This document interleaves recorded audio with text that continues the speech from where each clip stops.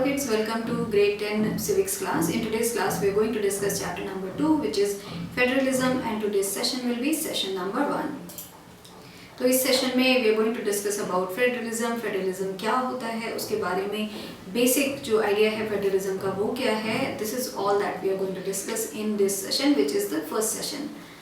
Federalism is a system of government in which the power is divided between a central authority and various constituent units of the country. तो federalism जो एक system है government का, वो उस तरीके का सिस्टम है कि जहाँ पे पावर जो है गवर्नमेंट की वो डिवाइडेड रहती है बिटवीन सेंट्रल जो अथॉरिटी रहती है और फिर वेरियस जो different constituent units of the country रहते हैं उसमें वो डिवाइडेड रहती है. तो इस तरीके से जो गवर्नेंस होता है वो डिवाइडेड रहता है. एक फेडरल जो पावर है उसके पास जो सेंट्रल अथॉरिटी रहती है एंड देन वेरियस जो कॉन्स्टिट्यूएंट यूनिट्स होती हैं कंट्री की उसमें. तो वो एक्चुअल होता है federalism. Usually a federation has two levels of government. One is the government for the entire country that is usually responsible for a few subjects of common national interest. तो usually जो federation होता है उसमें दो level of government होते हैं. वो first जो होता है one is the government of the entire country जो होता है, जिस तरीके से हमारे यहाँ है इंडिया में जो सेंट्रल गवर्नमेंट है तो वो है पूरी कंट्री को देखता है. So same way one is the government for the entire country that is usually responsible for a few subjects of common national interest. तो जो कॉमन नेशनल इंटरेस्ट के सब्जेक्ट होते हैं उसके लिए वो जो फेडरल गवर्नमेंट होती है या फिर हमारे यहाँ उसको सेंट्रल गवर्नमेंट बोलते हैं, वो जो है वो जिम्मेदार होती है, वो देखभाल करती है उन सब चीज़ों की. So there are two levels of government. The others are governments at the level of provinces or states that look after much of the day-to-day administration of their state. तो जो दूसरी जो गवर्नमेंट होती है वो होती है प्रोविंस के लेवल पे या फिर स्टेट के लेवल पे. और प्रोविंस जो है वो सेम नेम है स्टेट का. देयर आर सम कंट्रीज जहाँ पे स्टिल प्रोविंस बोलते हैं, जैसे if you go to Canada वहाँ पे स्टेट की जगह उसको प्रोविंस बोलते हैं. तो इट्स द सेम थिंग. तो जो दो लेवल की गवर्नमेंट होती है, फर्स्ट तो वो है जो फेडरल लेवल पे है या सेंट्रल लेवल पे, एंड द सेकंड लेवल जो होता है वो प्रोविंस या स्टेट के लेवल पे होता है. जैसे हमारे यहाँ इंडिया में हम लोग देखते हैं कि हमारे यहाँ सेंट्रल गवर्नमेंट है, उसके बाद सारे स्टेट्स की अपनी अपनी गवर्नमेंट रहती है. तो इस तरीके से जो स्टेट की गवर्नमेंट रहती है वो स्टेट की जो सारी चीज़ें हैं उनको देखती है, उनकी डे टू डे एक्टिविटी है उनको देखती है. Both these levels of governments enjoy their power independent of the other. In this sense, federations are contrasted with unitary governments. तो जो ये दोनों लेवल की जो गवर्नमेंट होती है वो एक दूसरे से इंडिपेंडेंट होके वो लोग काम करते हैं. दोनों जो गवर्नमेंट होती है वो एक दूसरे के काम में they don't interfere in each others work. तो इस तरीके से जो गवर्नमेंट है अपने अपने अलग काम करते हैं. एंड जो इस सेंस में अगर हम लोग देखें तो जो फेडरेशंस हैं वो कॉन्ट्रास्ट करते हैं यूनिटरी गवर्नमेंट से, बिकॉज जो फेडरेशन है वहाँ पे दो लेवल ऑफ गवर्नमेंट्स हैं. Under the unitary system, either there is only one level of government or the sub-units are subordinate to the central government. तो अगर हम लोग देखें कि यूनिटरी जो गवर्नमेंट होता है उसमें either there is only one level of government, या तो वहाँ पे केवल एक तरीके की गवर्नमेंट होती है, तो वो ही सारा सब कुछ देखते हैं फॉर द होल कंट्री. और अगर वहाँ पे दूसरे लेवल की गवर्नमेंट होती भी है तो वो सबॉर्डिनेट होते हैं, they are not independent from the जो मेन गवर्नमेंट होती है उसके. So this is the main difference between the federation and the unitary government.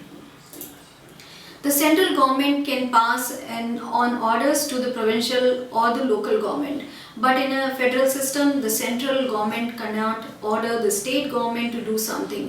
तो जो यूनिटरी सिस्टम होता है उसमें जो सेंट्रल गवर्नमेंट है उसमें वो they can pass orders to the provincial और जो स्टेट की गवर्नमेंट होती है और या तो फिर लोकल गवर्नमेंट उनको बोलते हैं, वो यूनिटरी गवर्नमेंट में कर सकते हैं. बट इन अ फेडरल जो सिस्टम होता है वहाँ पे central government can not order the state government to do something. वो उनको ऑर्डर नहीं दे सकते हैं कि they have to do something. तो because they are both independent जो गवर्नमेंट होती हैं वो होती हैं. State government has powers of its own for which it is not answerable to the central government. Both these governments are separately answerable to the people. तो जो state government होती है, that has its own powers जो होती हैं for the state, and वो they are not responsible or they are not answerable to the central जो government है उनके वो answerable नहीं होते हैं. Central government cannot just come to them and ask them कि why did they do something specific जो भी उन्होंने किया या फिर whatever measures they took for a state. तो वो because they are not answerable to the federal जो government होती है उसके. ये जो दोनों गवर्नमेंट होती हैं, फेडरल गवर्नमेंट एंड प्रोविंस के लेवल का, या फिर हम लोग सेंट्रल गवर्नमेंट या जो हमारे स्टेट लेवल की गवर्नमेंट है, if we talk about India, then ये जो दोनों गवर्नमेंट होती हैं, they are separately answerable to the people of either the state और the country. Now features of जो फेडरलिज्म होते हैं, there are 2 or more levels of government. तो ये this is one of the feature कि there are 2 or more levels of जो government होते हैं वो, तो it's like to having 2-tier system of governance. That is one of the main feature of federalism. Different tiers of government govern the same citizens, but each tier has its own jurisdiction in specific matters of legislation, taxation and administration. तो जो दोनों tier of government हैं, both different tiers of government, they govern the same citizen, because if there is a central government, they also are looking after जो भी state के लोग हैं, they are also looking after them, but each of them has their own jurisdiction है उनके, and they are looking after different things, the different specific matters हैं वो देखते हैं, जिसमें legislation है, taxation and administration है. So that is how जो division है power का वो है. So they are not clashing with each other, but they are looking after farewell लोगों का. They are looking after the farewell of might be the same people, but they have different jurisdiction. The jurisdictions of the respective levels or tiers of government are specified in the constitution. So the existence and authority of each tier of government is constitutionally guaranteed. तो जो ये jurisdiction है for both the tiers of government जो है, जो central government है and all the states government जो होते हैं, वो जो 2 tier of government है या 2 level of government है, उनके जो jurisdiction है वो जो constitution है या जो संविधान है country का उसमें specified है, so that there is no clash of their jurisdiction. तो जो existence and authority of each tier of government है वो constitutionally उसको guarantee किया गया है, so that वहाँ पे कोई भी confusion नहीं होगा.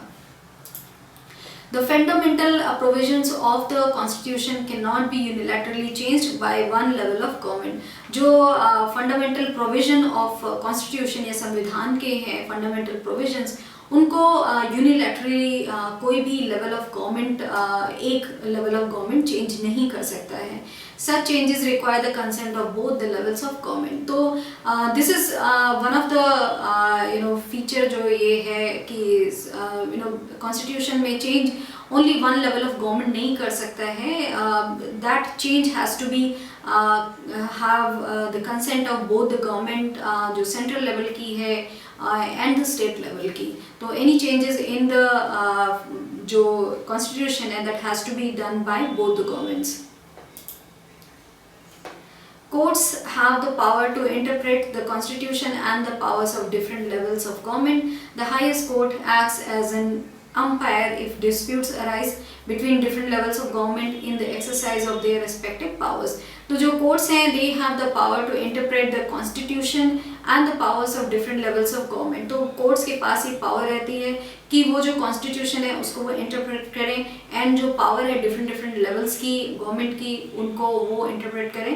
And also जो highest court है जो किसी भी कंट्री का, हमारी कंट्री में जो हाईएस्ट कोर्ट है वो एक अंपायर की तरीके से काम करता है कि if there is any confusion या कोई डिस्प्यूट होता है एनी लेवल ऑफ गवर्नमेंट में, जो डिफरेंट लेवल ऑफ गवर्नमेंट है, अगर कोई भी डिस्प्यूट होता है तो जो हाईएस्ट कोर्ट है वो एक अंपायर की तरह काम करते हैं. So their order they look into the matter कि जो डिस्प्यूट है उनको जो कोर्ट है, देन वो द गवर्नमेंट, वो the tier of government has to accept that. Sources of revenue for each level of government are clearly specified to ensure its financial autonomy. तो जो sources of जो revenue है each level of government के लिए वो अलग अलग जो है clearly specified है, जिससे कि जो financial autonomy है या फिर उनमें कोई dispute ना हो in respect to financial जो revenue का जो sources हैं. The federal system thus has dual objectives to safeguard and promote unity of the country while at the same time accommodate regional diversity. तो जो federal system है उसके dual objectives हैं to safeguard and promote unity of the country जो है उसको safeguard करने के लिए and also same time जो regional diversity है उसको भी accommodate करने के लिए country में. So the federal system जो है उसके पास इस तरीके से dual objective होते हैं. एंड जो इस सेशन में we have discuss that is about federalism. We touch base on what is federalism, federalism क्या होता है और उसमें जो फीचर्स मेन है कि it has two tier of जो गवर्नेंस है वो होता है. One is the federal system of government जो होगा, फेडरल गवर्नमेंट होगी एंड देन स्टेट या प्रोविंस लेवल की गवर्नमेंट होगी and each has their powers and their responsibilities specified in the constitution में specified रहती हैं. And if there is any dispute, there is the Supreme Court जो acts as an umpire. So this is all that we have discussed in this session of federalism. Thank you.